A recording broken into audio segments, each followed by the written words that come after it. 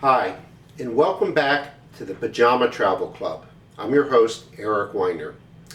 You know, Robert Louis Stevenson once said, "The great affair is to move." What if we can't move?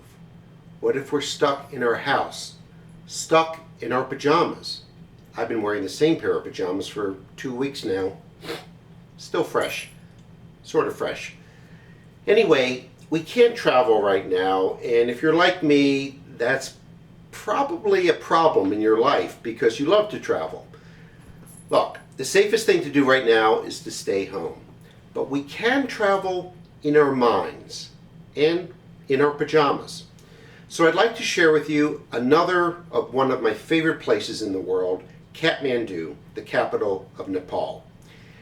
Not just any part of Kathmandu, but one little corner in particular, a tiny place called Bodhanath, or Bodha for short. It is the Tibetan Buddhist capital of Nepal. It's where a lot of Tibetan refugees live and a lot of Westerners looking for enlightenment.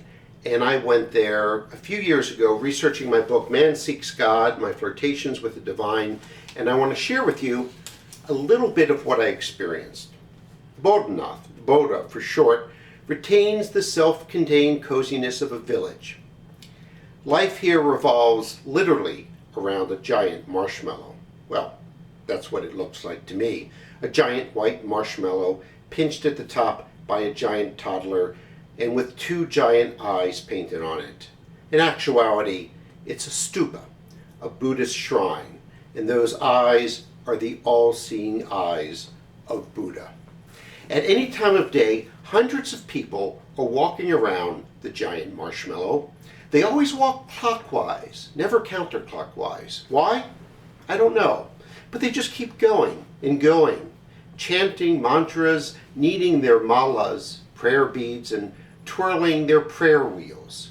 Tibetan prayer wheels are metal cylinders that contain passages from the sutras, the Buddha's teachings. Most prayer wheels are small, about the size of a cell phone, but I see some here the size of small refrigerators, so large their owners have harnessed them to their waists. With the flick of a wrist, the prayer wheels go round and round, while the people walk round and round, a circularity that would make a dervish proud. Buddhists love round things. The mandalas, or wheels of life, the prayer wheels, the bulbous stupa, the cycle of death and rebirth. Buddhists talk in circles too. It's hard to pin them down on anything.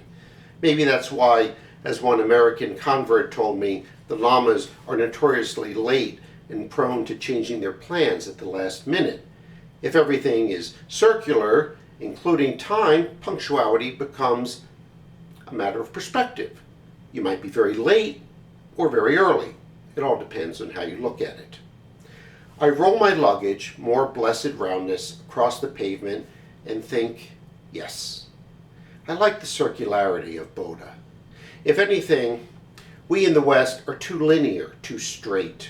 We could use some more roundness. A few dozen monasteries have sprung up around the stupa, and at least as many shops selling happy Buddhist things as one store advertised. And then there are the restaurants where you can sip Pinot Noir while gazing into those Buddha eyes. Bodhanath is a rare and wonderful confluence of the sacred and the profane.